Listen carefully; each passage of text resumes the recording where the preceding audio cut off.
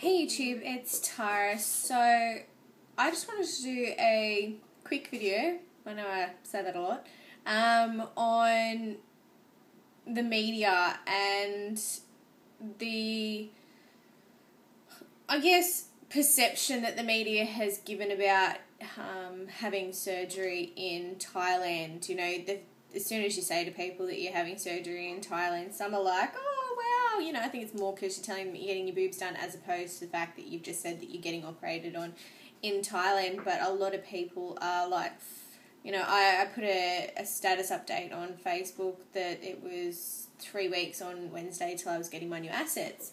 And my auntie posted a message back about how concerned she was that I was being operated on in a third world country, and started, proceeded to tell me just how worried she was about that. And, I think that it's really sparked for me, people are consulting with their GP, and, you wonder how many people actually know somebody that something has gone wrong, or whether they're just saying these opinions because it's what's been, projected onto them by the media.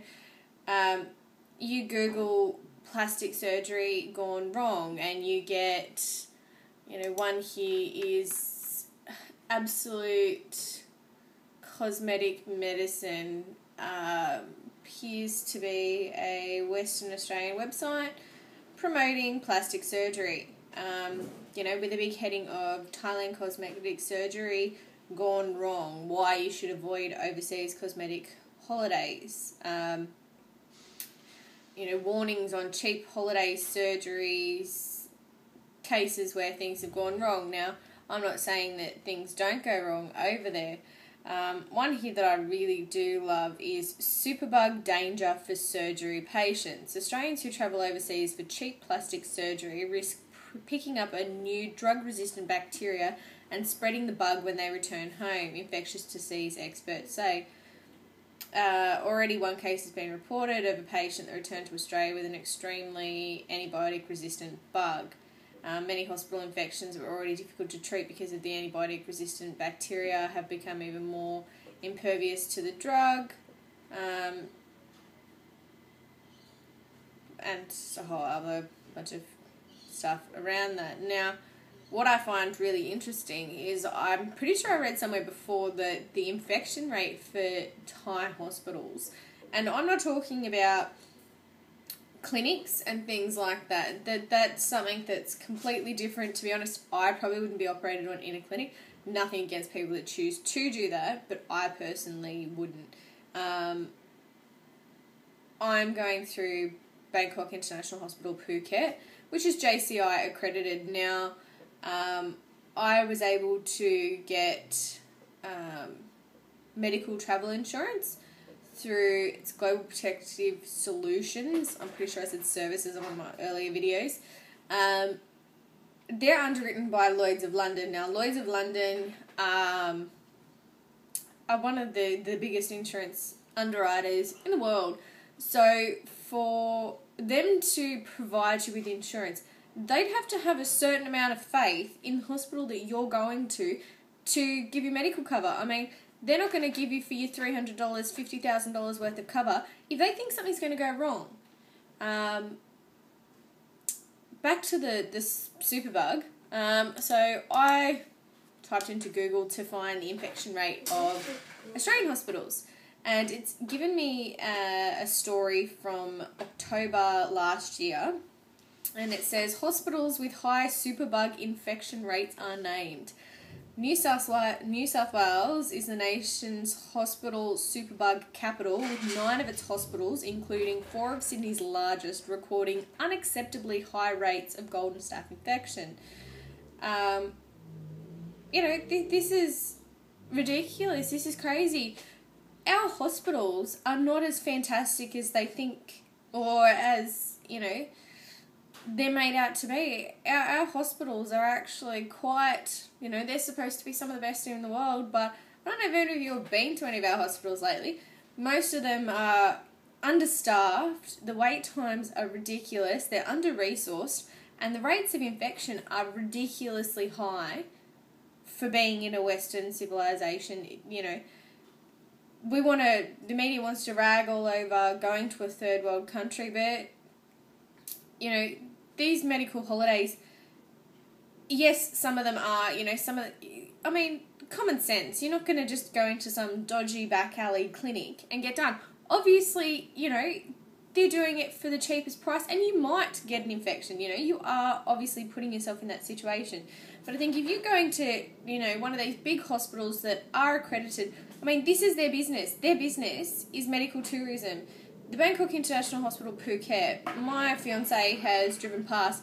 He thought it was a hotel. I mean, this is what they do. They're specifically targeted at medical tourism.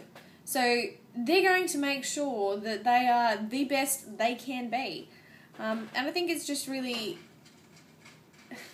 harsh that the media has focused so much on showing what's wrong or the bad things that can happen as opposed to the good things. Now, I'm on the plastic surgery forum pretty much every day, and mainly on the overseas forum, obviously because I am going overseas, but I do like to flick through, and I recently read a story about a lady in Perth, I think, that pretty much had a botched boob job.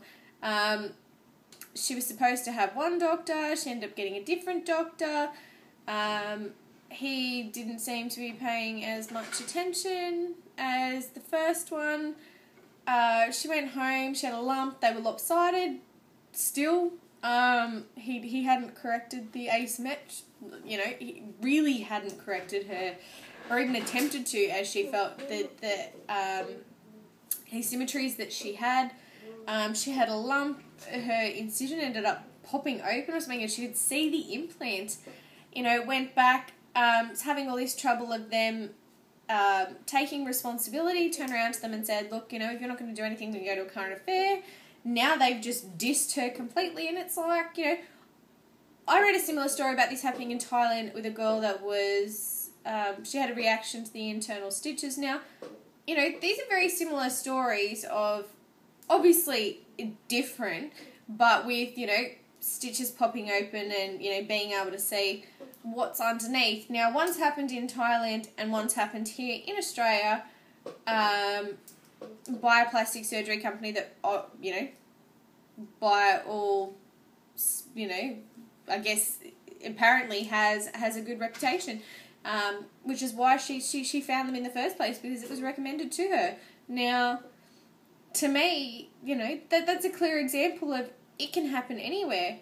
I guess it's not beneficial to the media to promote how great it is for Australians to travel to Thailand to get cosmetic surgery done. You know, yes, it's a fraction of the price, but at the end of the day, we would not be going if we didn't have confidence in where we were going.